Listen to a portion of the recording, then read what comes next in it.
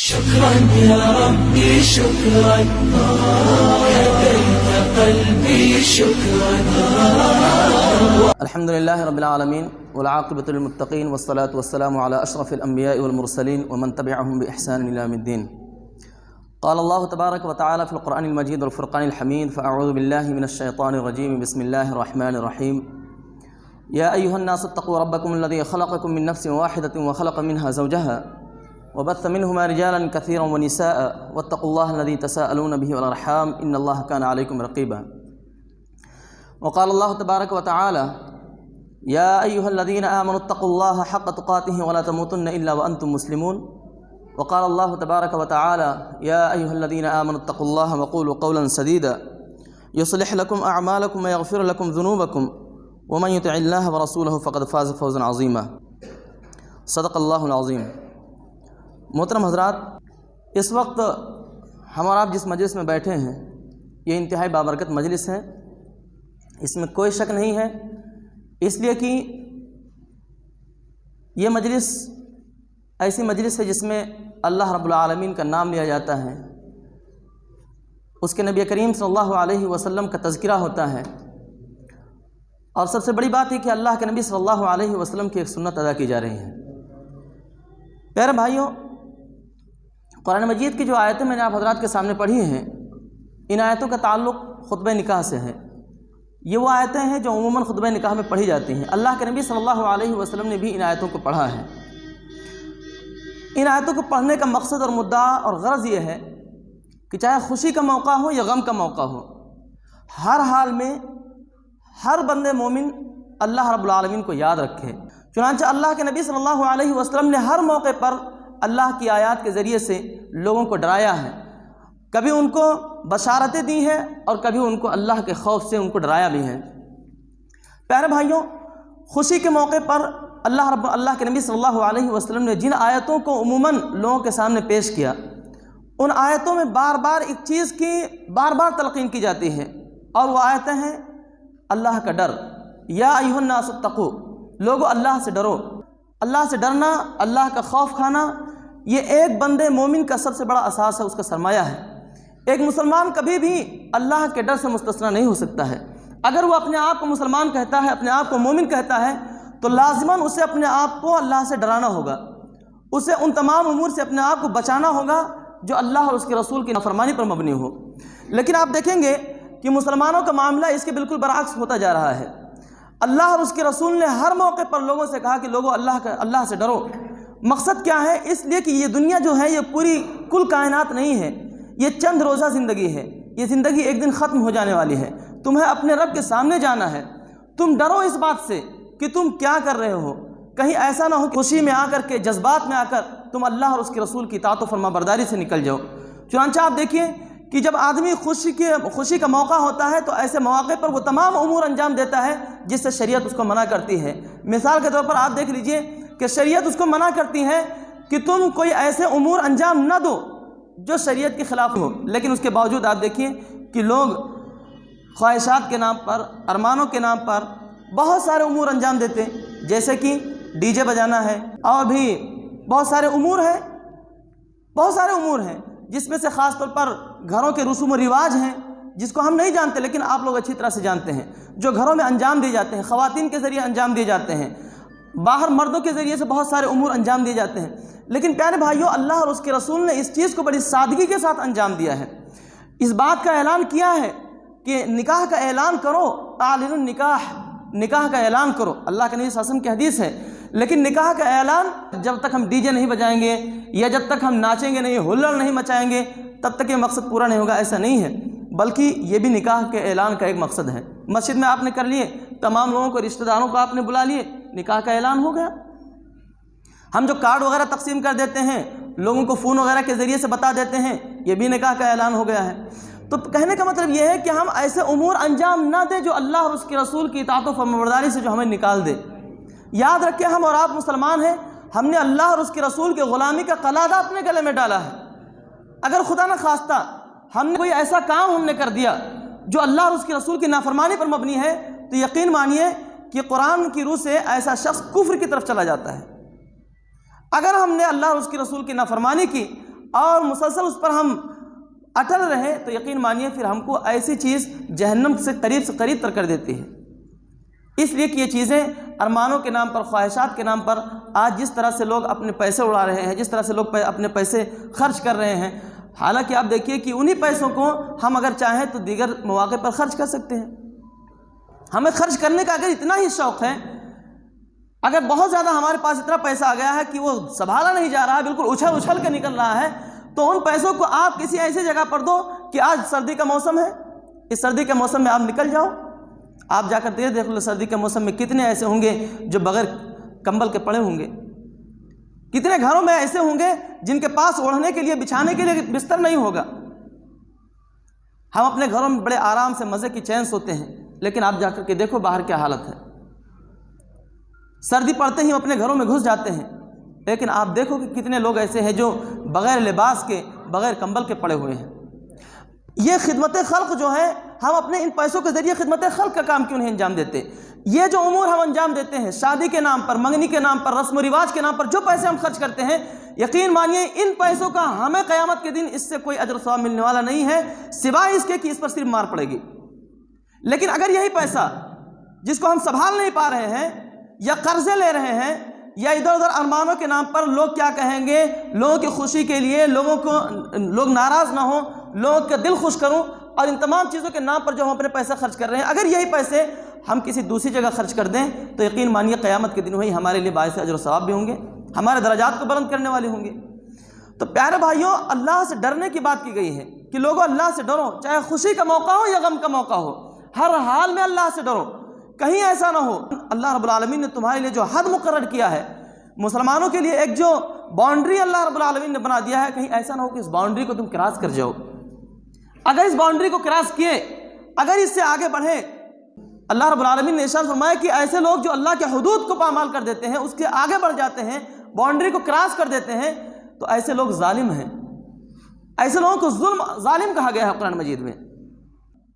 ایسے لوگوں کو جو اسراف کرتے ہیں، اپنے مال کو بے دریغ خرچ کرتے ہیں اور سوچتے ہیں کہ یہ ہماری شادی ہے، ایسے موقع پر ہم خوشی کے موقع پر یہ کام امور انجام نہ دیں تو کیا کریں؟ تو یقین مانیے ایسے لوگوں کو کہا گیا ہے کہ ایسے لوگ شیطان کے بھائی ہیں، شیطان کے بھائی کہا گیا ہے ایسے لوگوں کو، جو لوگ اپنے مال کو اس طرح اپنے مال کا اسراف کرتے ہیں، جو مال خرچ کرتے ہیں، لیکن ان کو اس بات کی فکر نہیں کہ ہمارا مال کہاں جاتا ہے۔ مال خرچ کرنے سے اللہ نے منع نہیں کیا ہے۔ اللہ رب العالمین نے بنی اسرائیل کے اندر اسی بات کو ارشاد فرمایا ہے کہ نہ تو اپنے ہاتھ کو باندھ کے رکھو اور نہ ہی اس کو بالکل کھلم کھلا چھوڑ دو، یعنی نہ تو اسراف کرو اور نہ بخیلی کرو، بلکہ اعتدال کی راہ چلو۔ اسراف ایسا نہ ہو کہ تم یہ بھول جاؤ کہ اللہ رب العالمین نے ہمیں جو مال دیا ہے اس کا ہمیں حساب دینا ہے، اور کنجوسی اتنی بھی نہ کرو تمہارا ہاتھ تمہاری جیب تک بھی نہ پہنچے اور ہر معاملے میں بخل اور کنجوسی کرنے لگو۔ اللہ رب العالمین نے سورہ فرقان کے اندر ان لوگوں کی خاص صفت یہ بتائی ہے جو اللہ کے نیک بندے ہیں، کہ ایسے لوگ، یہ وہ لوگ ہیں کہ جو اپنے مال کو نہ تو اسراف کرتے ہیں اور نہ ہی بخیلی سے کام لیتے ہیں، بلکہ اپنے اعتدال کی راہ پہ چلتے ہیں۔ تو پیارے بھائیوں، ہمیں اللہ سے ڈرنا ہے ہر معاملے میں، معاملہ کچھ بھی ہو، چاہے وہ مال خرچ کرنے کا معاملہ ہو، چاہے رسم و رواج کا معاملہ ہو، چاہے ہماری خواہشات اور ارمانوں کا مسئلہ ہو، ہر معاملے میں ہمیں اعتدال پر چلنا ہوگا، اور اللہ اور اس کے رسول کی تعلیمات کو ہمیں دیکھنا ہوگا کہ ان میں اللہ اور اس کے رسول کی تعلیمات کیا ہیں اس معاملے میں۔ دوسری چیز تو اللہ رب العالمین نے ارشاد فرمایا کہ اللہ سے ڈرو، اس بات سے کہ رشتہ داری کے جو تعلقات ہیں اس کو بگاڑنے سے بچو۔ جو آپسی جو رشتہ داری ہماری بنتی ہیں، ہماری جو رشتہ داریاں قائم ہوتی ہیں، ایک تو وہ رشتہ داریاں ہوتی ہیں جو پرانی ہوتی ہیں، اور ایک وہ رشتہ داریاں ہوتی ہیں جو کیا ہوتی ہیں، نئی بنتی ہیں۔ اب جیسے مثال کے طور پر ابھی جو شادی ہو رہی ہے، ایک نیا رشتہ قائم ہو رہا ہے، تو اس رشتے کو بھی بگاڑنے سے بچو، اور جو پرانی رشتہ داریاں ہیں ان کو بھی بگاڑنے سے بچو۔ بگاڑنے سے مراد کیا ہے؟ بگاڑنے سے مراد یہ ہے کہ ان کو چھوڑو نہیں، ان کو ترک مت کرو، ترک تعلقات مت کرو، صلہ رحمی کرو ان کے ساتھ۔ اگر وہ پریشان ہے، مصیبت زدہ ہے، تو ان کے ساتھ حسن سلوک کا معاملہ کرو۔ اگر وہ تمہارے ساتھ بدسلوکی کرتے ہیں تو تم ان کے ساتھ حسن سلوک کا معاملہ کرو۔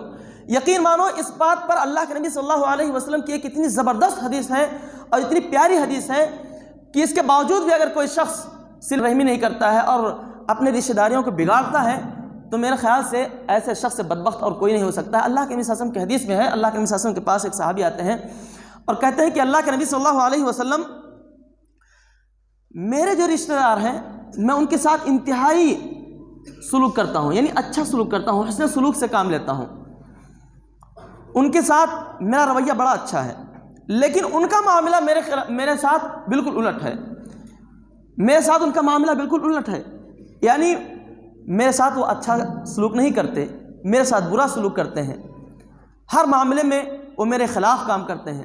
تو اللہ کے نبی صلی اللہ علیہ وسلم نے کہا کہ اگر تم جیسا کہتے ہو، واقعی اگر تم اس بات میں صحیح ہو تو یقین مانو کہ ان کی بد کلامیوں سے، ان کی بد زبانیوں سے اور ان کی تمام شر کی طرف سے اللہ رب العالمین تمہاری جانب سے ایک فرشتہ مقرر کر دیتا ہے جو ان کے تمام ایذا رسانیوں کو کیا کرتا ہے؟ دفع کرتا ہے، دور کرتا ہے۔ یعنی جب تک بندے مومن کیا کرتا ہے؟ ایک مسلمان رشتہ داری کا بھرم قائم رکھتا ہے اور رشتہ داری کو نبھاتا ہے، اللہ تعالیٰ اس کی طرف سے ایک فرشتہ مقرر کر دیتا ہے کہ جو اس کی طرف سے ان کا دفاع کرتا ہے، ان کے شر سے، ان کے فساد سے، ان کی برائیوں سے اس کی حفاظت کرتا ہے۔ تو اس لیے خاص طور پر ہم اس بات کی طرف توجہ دیں کہ ہماری جو رشتہ داریاں ہیں، ہمارے جو رشتے ہیں، چاہے پرانے ہوں چاہے نئے ہوں، ان رشتہ داریوں کو بگاڑنے سے بچیں، اور اگر خدا نخواستہ کہیں ہماری رشتہ داری کہیں بگڑ چکی ہے تو اس کو آپس میں دوبارہ بیٹھ کر اس کو ختم کریں، اس کو ملانے کی کوشش کریں، اس کو ملائیں۔ ہوتا یہی ہے، شادی بیاہ کا موقع ہوتا ہے تو ایک دوسرے سے لوگ ناراض ہو جاتے ہیں، تم نے ہم کو کیوں نہیں بلایا، تم فلاں وقت میں ہمارے شادی میں نہیں آتے، ہم تمہاری شادی میں نہیں آئیں گے، تم نے فلاں خوشی کے موقع پر ہماری طرف دھیان نہیں دیتے تو ہم تمہاری طرف دھیان نہیں دیں گے۔ ایسے بہت چھوٹے چھوٹے باتیں جس پر لوگ عموماً ناراض ہو جایا کرتے ہیں، ایسے مواقع پر لوگوں کو اکٹھا کیا جائے، بیٹھا جائے، اور یہ جو رشتہ داری اور خاندانی کے جو معاملات ہیں ان کو نپٹایا جائے۔ رشتہ داریوں کو توڑنے سے بچیں بھائیوں، ان کو خراب کرنے سے بچیں۔ تیسری چیز یہ ہے کہ اللہ رب العالمین نے ارشاد فرمایا ہے کہ لوگوں سیدھی سچی بات کہو، عہد و پیمان جو کچھ کرتے ہو اس عہد و پیمان کا لحاظ رکھو۔ ایک مسلمان اپنے قول و قرار کا پابند ہوتا ہے۔ ہم مسلمان ہیں، ہم کسی بھی مرحلے میں اس بات سے مستثنی نہیں ہو سکتے کہ جہاں پر بھی، جس جگہ بھی ہم اللہ اور اس کے رسول کی اطاعت و فرمانبرداری اگر کرنا چاہتے ہیں تو جب بھی قول و قرار کا معاملہ آئے گا تو ہمیں اپنے عہد کا پابند ہونا پڑے گا، چاہے کوئی ہو یا نہ ہو، مخالف گرچہ ہو جائے، لیکن ہم کبھی اپنے قول و قرار سے نہ پھریں۔ اسی لیے قرآن نے کہا ہے کہ لوگوں قول و قرار کے پابند رہو۔ اب مثال کے طور پر یہاں پر بھی ایک قول و قرار ہوتا ہے، ابھی یہاں بیٹھیں گے، یہاں پر لکھا جائے گا کہ اس کو یاد دہانی کرائی جائے گی کہ بھائی فلاں صاحب کی وکالت سے، ان کی گواہی سے، حاضرین مجلس کے روبرو ہم اتنے مہر پر آپ کو فلاں کی لڑکی ہم دے رہے ہیں، کیا آپ نے قبول کیا؟ تو کیا کہے گا؟ جی ہاں میں نے قبول کیا۔ اب یہ قبول کرنا ایک قول ہے، ایک عہد ہے، کس بات کا؟ کہ اب میں جو شادی کر رہا ہوں، اب شادی کے ذریعے سے ایک بہت بڑی ذمہ داری میں اٹھا رہا ہوں، اس بوجھ کو اٹھا رہا ہوں، میں اس قابل ہوں کہ میں اس کو اٹھا سکوں، علاوہ نان نفقے کے، یعنی اب لڑکی کی تمام اخراجات، اس کی تمام ذمہ داریاں میں اپنے سپرد لیتا ہوں، اپنے کندھوں پر لیتا ہوں۔ اب اس کو میں ماروں گا نہیں، اس کو ستاؤں گا نہیں، اس کو پیٹوں گا نہیں، اس کے جو حقوق ہیں اس کو ادا کروں گا، یہ تمام کی تمام چیزیں اس میں شامل ہیں۔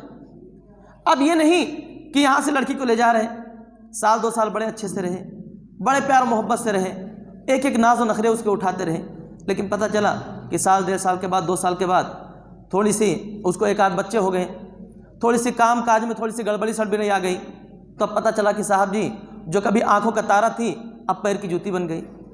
اب اس کو مار رہے ہیں، پیٹ رہے ہیں، گھر میں ستا رہے ہیں، ظلم کر رہے ہیں، ساس الگ ستا رہی ہے، نند الگ ستا رہی ہے، شوہر الگ ستا رہا ہے، سسر الگ ستا رہا ہے۔ یہ تمام کی تمام چیزیں ہوتی ہیں بھائیوں، اس سے کوئی مستثنی۔ کیا ہمارے سماج میں چیزیں نہیں ہو رہی ہیں؟ بتاؤ کون ایسا ہے جو کہہ سکتے کہ ہمارے سماج میں نہیں ہوتی ہیں؟ یہ چیزیں ہم تک پہنچتی ہیں، ایک امام ہونے کے ناطے سے ہم تک پہنچتی ہیں۔ لوگ بتاتے ہیں کہ مولانا ہمارے ساتھ ایسا ہوتا ہے، لوگ اپنے اوپر کیے گئے ظلم کو آ کر بتاتے ہیں، تڑپ اٹھتا ہے دل۔ ان کی داستانیں سن کر اگر میں آپ کو بتا دوں تو آپ کی آنکھوں میں آنسو چھلک جائیں گے۔ ایسے ایسے گھرانے، جن گھرانوں کو دیکھ کر ظاہراً لگتا ہے کہ کتنے متقی ہیں، کتنے پرہیزگار ہیں، کتنے نیک لوگ ہیں، لیکن اندرونی خلفشار اتنا ہے کہ اندر شیطان بستا ہے ان کے گھروں میں، شیطان نے ڈیرا جما کے رکھا ان کے گھروں میں۔ اندرونی کیفیت یہ ہے۔ تو پیارے بھائیو، یہ ایک قول و قرار ہے، ایک عہد و پیمان ہے، اس عہد و پیمان کا پاس و لحاظ رکھیں، کسی کی بیٹی پر ظلم و ستم نہ کریں، کسی کو ستائے نہیں۔ جس طرح سے آپ یہ امید کرتے ہیں کہ میری بیٹی کو کوئی نہ ستائے، میری بہن کو کوئی نہ ستائے، ایسے ہی جب آپ کسی کی بیٹی کو لے کر آئیں تو اس کو بھی آپ اپنی آنکھوں کا، اپنے سر کا تاج بنا کر رکھیں، اس کے ساتھ حسن سلوک کا معاملہ کریں، اس کے حقوق کو ادا کریں۔ یہ قول و قرار ہے، اور قول و قرار کے بارے میں کہا گیا ہے کہ اس کے بارے میں ضرور تم سے پوچھا جائے گا۔ ان العہد کان مسئولا، عہد کے بارے میں تم سے ضرور پوچھ گچھ ہوگی۔ تو پیارے بھائیوں، ہم اپنے عہد و پیمان کا، قول و قرار کا پابند اپنے آپ کو بنائیں۔ ساتھ ہی ساتھ اللہ رب العالمین نے آخر میں جو بات ارشاد فرمائی، وہ بات کہہ کر میں اپنی بات ختم کرتا ہوں۔ اللہ رب العالمین نے ارشاد فرمایا کہ اگر تم اللہ سے ڈرتے ہوئے اپنی زندگی بسر کرو گے، اگر وہ تمام امور انجام دو گے جیسا اللہ اور اس کے رسول نے تم سے کہا ہے، تو پھر یاد رکھو یصلح لکم اعمالکم ویغفر لکم ذنوبکم، دو چیزیں بہرحال تم کو ملیں گی۔ اللہ رب العالمین تمہارے تمام اعمال کی کیا کر لے گا؟ اصلاح کر دے گا۔ تمہارے تمام حالات کو اللہ تعالیٰ سدھار دے گا۔ معاملات جو تمہارے بگڑے ہوئے ہیں، ان تمام معاملات کو اللہ تعالیٰ کیا کر دے گا؟ بالکل صحیح کر دے گا، نظم و ضبط کے ساتھ تمہاری زندگی چلنے شروع ہو جائے گی۔ دوسری بڑی خوشخبری یہ ہے، تمہارے خطاؤں کو اللہ معاف فرما دے گا۔ ظاہر سی بات ہے، دو مزاج ہیں، ایک لڑکا ہے ایک لڑکی ہے، ایک عرصے کے بعد دونوں اکٹھا ہوتے ہیں، ایک خاندان تشکیل ہو رہی ہے، یہاں پر دونوں کے مزاج کی ہم آہنگی فوراً نہیں ہو پاتی ہے، ایک عرصہ لگ جاتا ہے۔ اور ایک عرصہ جو اس سلسلے میں جو ماہرین ہیں، ان ماہرین کی میں آپ کو بتاؤں تو ان کا کہنا یہ ہے کہ کم سے کم 7 سال درکار ہوتے ہیں میاں بیوی کو ہم مزاج ہونے میں۔ ہم مزاج ہونے میں میاں بیوی کو کم سے کم کتنے عرصے لگتے ہیں؟ 7 سال لگتے ہیں۔ اور زیادہ تر نکاح کے ٹوٹنے کا حال یا طلاق کے اسباب انہی 7 سالوں میں ہوتے ہیں۔ شادی سے لے کر جو 7 سال کا جو عرصہ ہوتا ہے، انہی 7 سال کے عرصوں میں عموماً طلاق ہوتے ہیں، اس لیے کہ دونوں نوجوان ہوتے ہیں، جذبات ہر ایک کے اندر ہوتے ہیں، ابتدائی مراحل سب سے بہت اچھے چلتے ہیں، لیکن اس کے بعد پھر کبھی کبھی حالات بگڑتے ہیں، حالات خراب ہوتے ہیں۔ اگر ان حالات میں اگر اپنے آپ کو نہ سنبھالا جائے، اور جو بڑے بوڑھے ہیں اگر ان کے حالات پر نظر نہ رکھیں اور ان کو سنبھالے نہیں، تو ایسی صورت میں طلاق کی پوری امید رہتی کہ طلاق ہو جائے۔ تو اس لیے پیارے بھائیوں، یہ جو جب دو لوگ ملتے ہیں ہم مزاج نہیں ہوتے ہیں، تو ایسے حالات میں ایک دوسرے کے حقوق بھی طلب ہوتے ہیں۔ کبھی اس کے شوہر کے حقوق میں کچھ کمی آ جاتی ہے، کبھی بیوی کے حقوق میں کچھ کمی آ جاتی ہے، کبھی گھر والوں کے حقوق میں کچھ کمی آ جاتی ہے۔ تو اللہ رب العالمین نے ارشاد فرمایا کہ اللہ سے ڈرتے رہو، متقیانہ زندگی بسر کرو، اپنے اعمال کی خبرگیری کرتے رہو۔ اس کے بعد جو چھوٹے موٹے جو معاملات ہیں، جو کچھ گناہ ہو جائیں گے، جو کچھ ایسے حالات آ جائیں گے، ایک دوسرے کے حقوق سلب ہو جائیں گے، تو ٹینشن مت لو، پھر اللہ رب العالمین ہے، اللہ رب العالمین ہے، یغفر لکم ذنوبکم، تمہارے ان تمام چھوٹے چھوٹے گناہوں کو کیا کر دے گا؟ معاف فرما دے گا۔ اللہ تعالیٰ سے دعا ہے کہ اللہ تعالیٰ ہم اور آپ کو اس دنیا کے اندر جب تک ہم زندہ رہیں ایک دوسرے کے حقوق ادا کرتے ہوئے زندگی بسر کرنے کی توفیق عطا فرمائے۔ آمین وآخر دعوانا ان الحمدللہ رب العالمین۔ نکاح کی یہ جو ویڈیوگرافی ہو رہی ہے، یہ اصل میں ہمارا ایک یوٹیوب چینل چلتا ہے، فلاحی ٹی وی۔ فلاحی ٹی وی کے نام سے ہمارا یوٹیوب چینل چلتا ہے، جس پر دروس قرآن، دروس حدیث، خطبات جمعہ، خطبہ نکاح وغیرہ جو بھی یہاں پر مسجد میں انجام دیے جاتے ہیں، اس کو ہم اس پر ڈالتے ہیں۔ اور جو اچھی چیزیں ہوتی ہیں اس پر آتی ہیں، جیسے نعت ہے، حمد ہے، نظمیں ہیں، اس کے علاوہ دروس قرآن ہے، دروس حدیث ہے، اور دیگر چیزیں ہیں۔ تو آپ حضرات سے گزارش ہے کہ چینل کو بھی سبسکرائب کریں، اور انشاءاللہ کل تک انشاءاللہ یہ یوٹیوب چینل پر آپ دیکھ سکیں گے۔ خطبہ نکاح ڈالیں گے مسجد ابراہیم کے نام سے، تو انشاءاللہ وہ آپ کو مل جائے گا فلاحی ٹی وی پر۔ الحمدللہ نحمدہ ونستعینہ ونستغفرہ ونؤمن بہ ونتوکل علیہ ونعوذ باللہ من شرور انفسنا ومن سیئات اعمالنا من يهده الله فلا مضل له ومن يضلل فلا هادي له ونشهد ان لا اله الا الله وحده لا شريك له ونشهد ان سيدنا ومولانا محمد عبده ورسوله اما بعد فقد قال الله تبارك وتعالى في القرآن المجيد والفرقان الحميد فأعوذ بالله من الشيطان الرجيم بسم الله الرحمن الرحيم يا أيها الذين آمنوا اتقوا الله حق تقاته ولا تموتن إلا وأنتم مسلمون وقال الله تبارك وتعالى يا أيها الناس اتقوا ربكم الذي خلقكم من نفس واحدة وخلق منها زوجها وبث منهما رجالا كثيرا ونساء واتقوا الله الذي تساءلون به والأرحام إن الله كان عليكم رقيبا وقال الله تبارك وتعالى يا أيها الذين آمنوا اتقوا الله وقولوا قولا سديدا يصلح لكم أعمالكم ويغفر لكم ذنوبكم ومن يطع الله ورسوله فقد فاز فوزا عظيما وقال النبي صلى الله عليه وسلم النكاح من سنتي وقال النبي صلى الله عليه وسلم في موضع آخر فمن رغب عن سنتي فليس مني بارك الله لنا ولكم في القرآن العظيم ونفعنا وإياكم بالآيات والذكر الحكيم إنه تعالى جواد كريم ملك بر رؤوف رحيم ورب حليم۔ شیخ رفیق صاحب کی دختر نیک اختر سلطانہ بی ان کو یونس خان رحمان خان صاحب کی وکالت سے نثار نور صاحب اور اسی طرح سے حمید عبدالغفور صاحب، ان دونوں صاحبان کی گواہی سے حاضرین مجلس کے روبرو 5,000 روپیہ نقد علاوہ نان نفقے کے شہباز خان ذاکر خان صاحب، میں نے آپ کے نکاح میں دیا، کیا آپ نے قبول کیا؟ جی ہاں، میں نے قبول کیا۔ شیخ رفیق صاحب کی دختر نیک اختر سلطانہ بھی، ان کو یونس خان رحمان خان صاحب کی وکالت سے نثار نور صاحب اور اسی طرح سے حمید عبدالغفور صاحب، ان دونوں صاحبان کی گواہی سے حاضرین مجلس کے روبرو 5,000 یعنی 5,000 روپے نقد علاوہ نان نفقے کے شہباز خان ذاکر خان صاحب، میں نے سلطانہ بھی شیخ رفیق کو آپ کے نکاح میں دیا، کہ آپ نے قبول کیا؟ جی ہاں، میں نے قبول کیا۔ دعا فرما لے بھائیو۔ بارک اللہ لک و بارک علیک و جمع بینکما فیہ۔ الحمد للہ رب العالمین والصلاة والسلام علی اشرف الانبیاء والمرسلین وعلی آلہ وصحبہ اجمعین الی یوم الدین۔ ربنا آتنا فی الدنیا حسنۃ وفی الآخرۃ حسنۃ وقنا عذاب النار۔ ربنا ظلمنا انفسنا وان لم تغفر لنا وترحمنا لنكن من الخاسرین۔ اللهم اغفر لنا ذنوبنا واسرافنا في امرنا وثبت اقدامنا وانصرنا على القوم الكافرين۔ ربنا تقبل منا انك انت السميع العليم وتب علينا انك انت التواب الرحيم۔ ان الله وملائكته يصلون على النبي يا ايها الذين امنوا صلوا عليه وسلموا تسليما۔ اللهم صل على سيدنا مولانا محمد وعلى ال سيدنا مولانا محمد وبارك وسلم۔